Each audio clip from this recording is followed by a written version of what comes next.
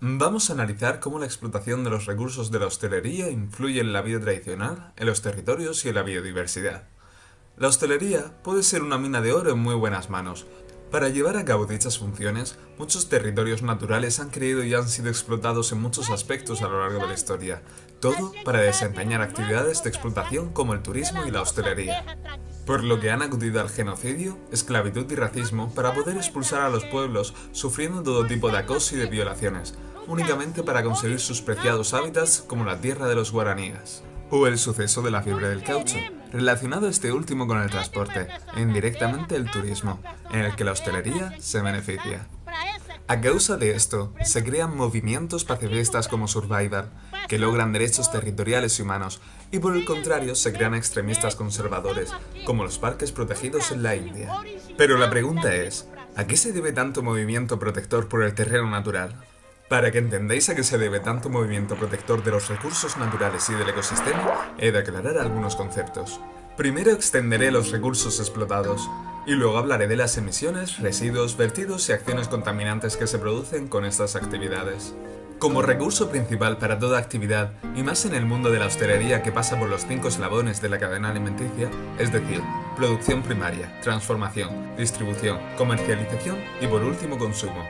El principal recurso que explotamos es el recurso del agua, y esta a su vez desencadena distintos tipos de daños.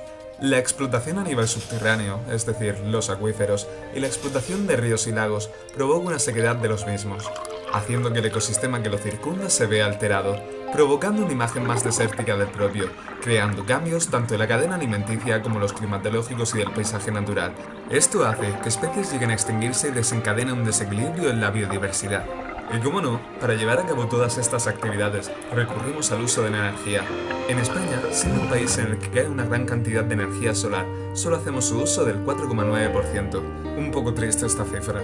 Y aún así, hacemos uso de las energías fósiles, que cada vez son más escasas y difíciles de encontrar. Por supuesto, no son renovables, por lo que no podremos usarlos una segunda vez.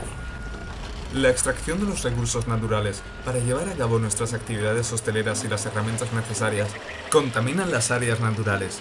¿Cómo? Creando caminos para acceder, fosas, hoyos, preparación del sitio, polvo atmosférico proveniente del tráfico, perforación, excavación, desbroce de los hábitats y de los bosques, ruidos, emisiones, alteración de la vegetación, ríos, drenajes, recursos culturales o históricos. Y por supuesto, conflictos por el terreno. Además, que los acuíferos son afectados haciéndolos inservibles, pues, cuando construimos sobre la conexión de acuíferos, creamos suelos impermeables que hacen que el agua no llegue al subsuelo, haciendo que estos acuíferos se sequen también.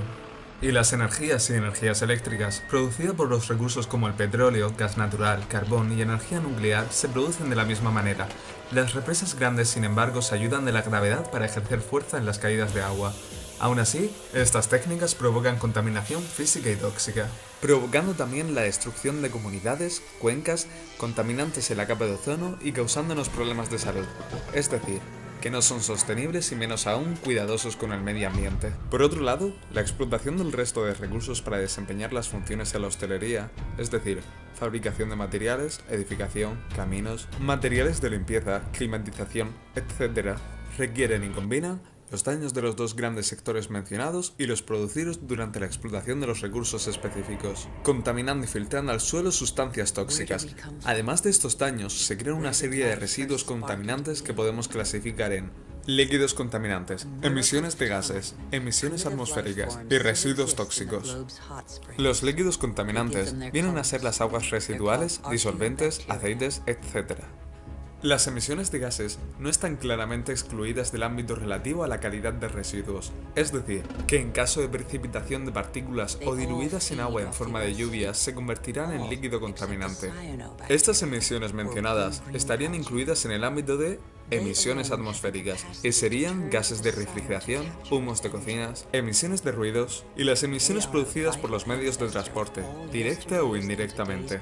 Por lo que solo quedaría hablar de los residuos sólidos, que van desde residuos por destilación, filtros, resinas, alquitranes, restos de los mataderos o de industrias alimentarias, etc.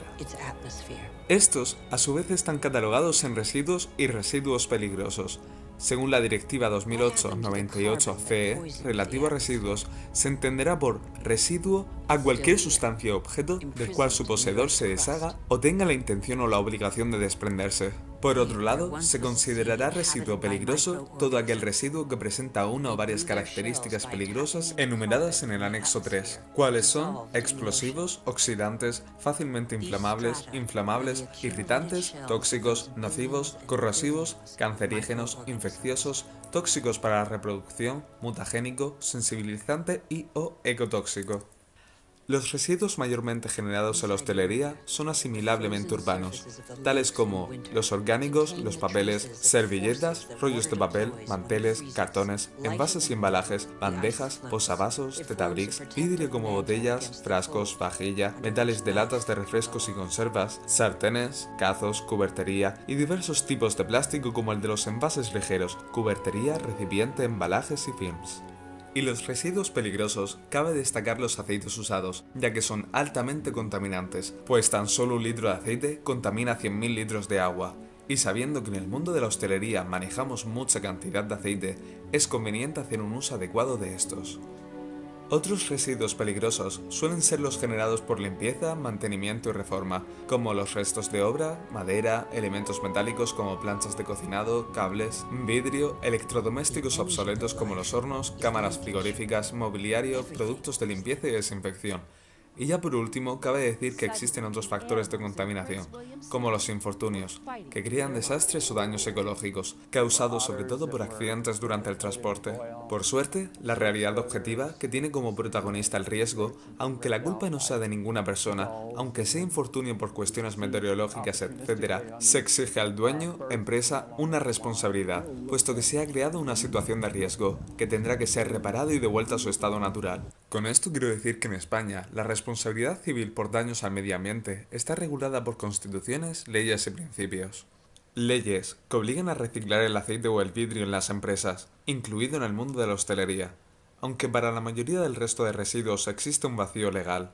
Leyes de protección ambiental como el Real Decreto 679/2006, de 2 de junio, por el que se regula la gestión de los aceites industriales usados. En la Constitución, artículo 45, CE, se redactó la responsabilidad por daños al medio ambiente.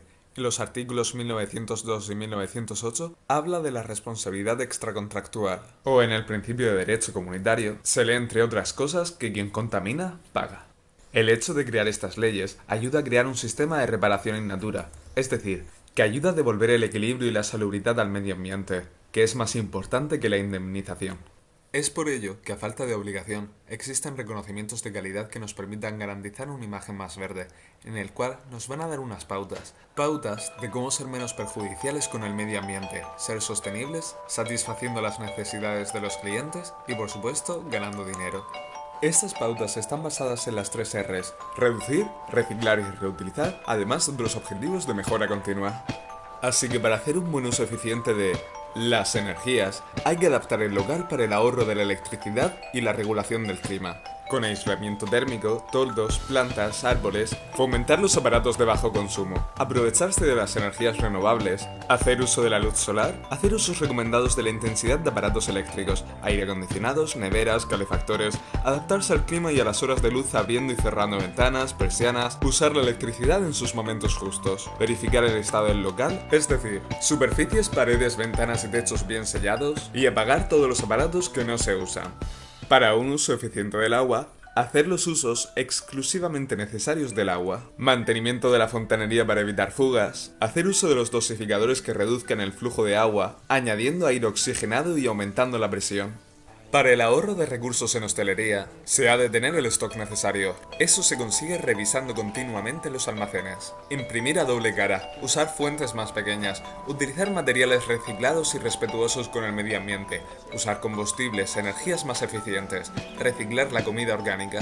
Para ser más cuidadosos con el medio ambiente, hay que fijarse en los pictogramas y usar los no dañinos con el medio ambiente. Hacer uso de las válvulas antirretornos, fomentar los productos artesanales, reciclar en general, utilizar cantidades justas de los productos de limpieza y evitar usar plaguicidas. Para la gestión de residuos, en España ayudamos a reciclar simplemente, separando el plástico y envases en el contenedor amarillo, el papel y el cartón en el azul, el vidrio en su contenedor específico y el resto de residuos en el verde.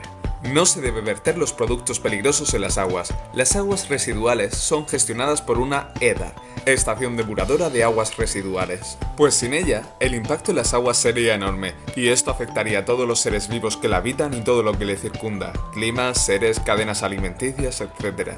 Sin este tipo de gestiones contaminaríamos aún más. Pero aún así, sigo pensando que nos quedamos muy cortos. No competimos realmente en reciclaje y medio ambiente. Tenemos que serlo. Tenemos que aprovecharnos de nuestros recursos naturales y abolir las dificultades de generar energías limpias. Pues en España es el único país del mundo en el que generar tu propia energía cuesta dinero. Por eso pongo como ejemplo a Suecia, el país en cabeza respecto al reciclaje.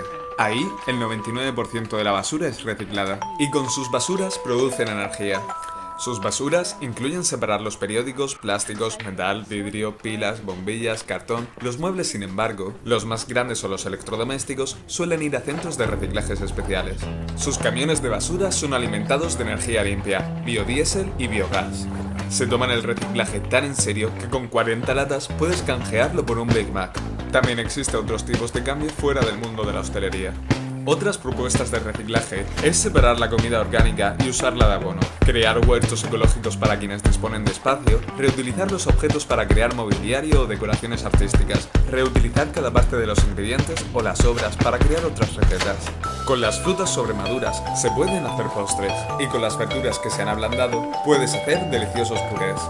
Los camareros deberían ofrecer siempre un tupper reutilizable con cada plato que no se vaya a terminar. Es más, estos deberían tener su propio marketing cerca de la entrada del restaurante, para así concienciar un poco más del aprovechamiento de la comida y del impacto ambiental que ejerce el mundo de la hostelería.